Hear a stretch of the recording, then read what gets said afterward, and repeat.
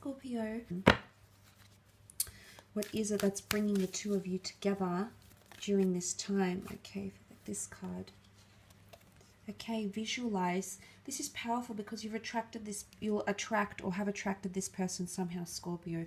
Whether it's through your conscience, whether it's through your subconscious, you've attracted this person because visualization is all about thought, it's all about intention, it's all about frequency, and of course visualizing. So you've manifested this person in the flesh. Okay, the lotus flower is a flower of creation.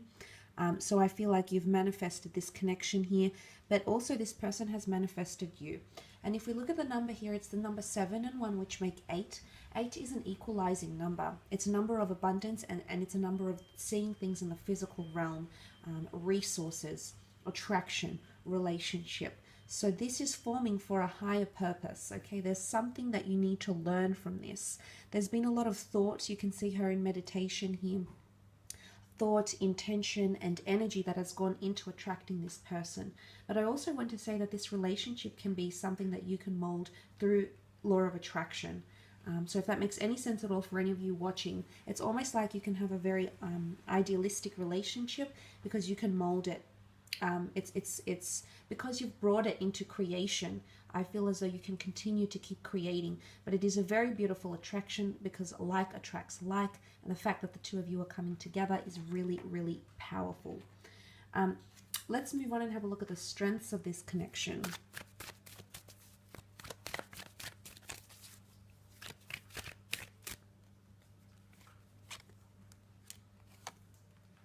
Okay, very powerful to have the 6 of Wands. This is your ability to overcome obstacles and overcome them quite quickly and in a very good manner.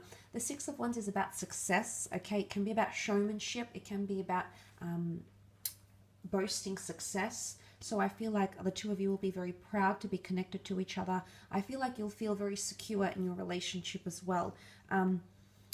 The 6 of Wands is your ability to overcome arguments, overcome debate, overcome opposition, or overcome conflict.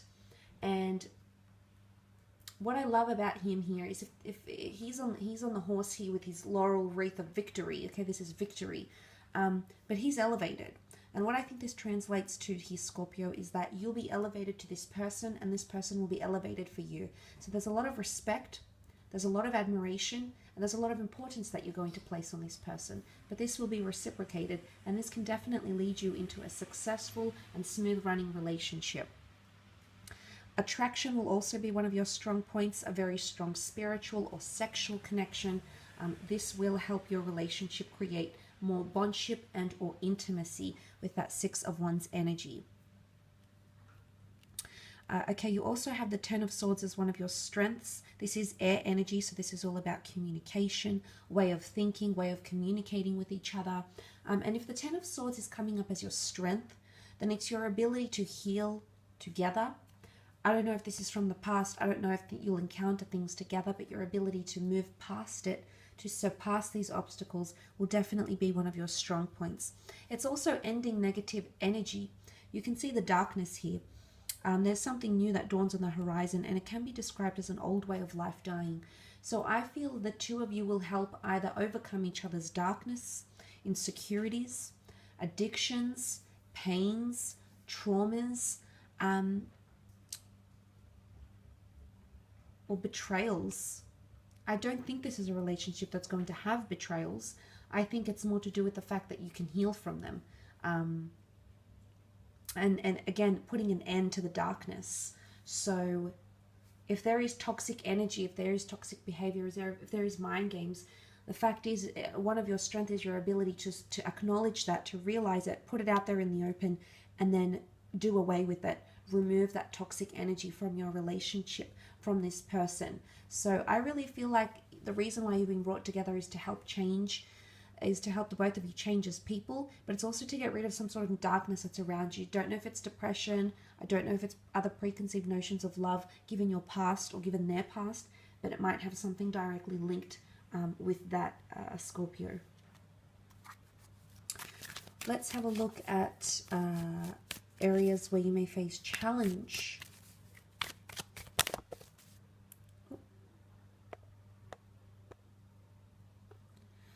Sometimes I get a little bit too enthusiastic shuffling the cards. Okay, I feel like these two. Okay, if your challenges are coming up as a 9 of Cups, and this is wishful thinking, this is unrealistic fantasy, okay? If it's read in a context of challenge, it's unrealistic expectations. Unrealistic expectations in regards to emotions. Cups are water, cups are emotion. But it's almost living a dreamlike fantasy at the same time, because when we wish from the universe, oftentimes we get what it is. And yes, for the most part, I think you'll see you have attracted this experience and this person into your life, Scorpio. But in another aspect, if this isn't a challenge, then in your relationship, it's unrealistic dreaming, or it's dreaming about a relationship, an ideal of a relationship that isn't the one you're going to be in. And when we place unrealistic fantasies on ourselves or expectations on another person, this can, be the straw that breaks the camel's back. And I think for a lot of you, that might be the case here with the 9 of Cups. It's living in a bit of a fantasy, or choosing to not see the dark, choosing not to see that toxic side and just going along with it anyway and saying, no, it's all hunky-dory. Well, no, not really. It won't be all the time. There is no relationship that's, smooth running 100% of the time. So look, you might face these challenges in that regard here. So I want you to be mindful, I guess, of the expectations you're placing, what it is that you want from this person, what it is that you want them to do for you, Scorpio. Because if you're hoping they're going to come in and they're going to heal you completely and the rest will just be history, it's not something you can place on that person. That would be a burden. It's something that you have to work through together. More so, it's more internal. But if this person comes along and wants to help, great. If they can help you on that journey, excellent. But for the most part, it might be unrealistic wishes, fantasies, and expectations. Now, you also have the Queen of Swords, which is quite interesting. She represents direction. She represents things that are very honest and open. So I'm thinking too much direction in your relationship could be an obstacle. Either you being too honest too quickly, or you being too direct and not being sensitive to this other person's emotions, or this person not being sensitive to yours. Now, the Queen of Swords also represents important topics, major discussions, and openness. So I feel like if you need to address major issues in your connection, you might struggle doing that, okay? You might struggle opening up about the big things, okay? About the big topics, the sensitive issues. Where is this relationship going, etc. So it's major topics, issues, important things that need to be addressed with the Queen of Swords. But I also see her as a teacher. So I'm not sure if one of you will want to teach the other or the other will want to teach you. But it could lead to frustrations.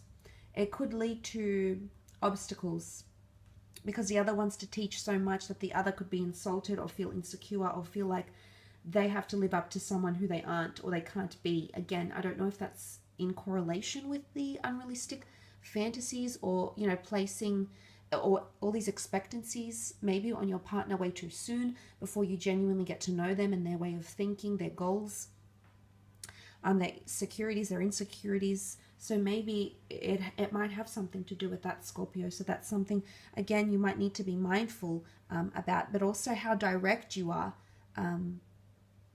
Again, if this person is prone to anxiousness, anxieties, or has trauma, then obviously you need to be mindful of that. And likewise, they need to be mindful of your insecurities or areas where you will feel judged or criticized or scrutinized, because the Queen of Swords can be that way inclined, whether she means to offend or she doesn't, okay? I will leave it at that though, Scorpio. I do hope this reading has been insightful for you. I just want to thank you again for tuning in. It really does mean a lot.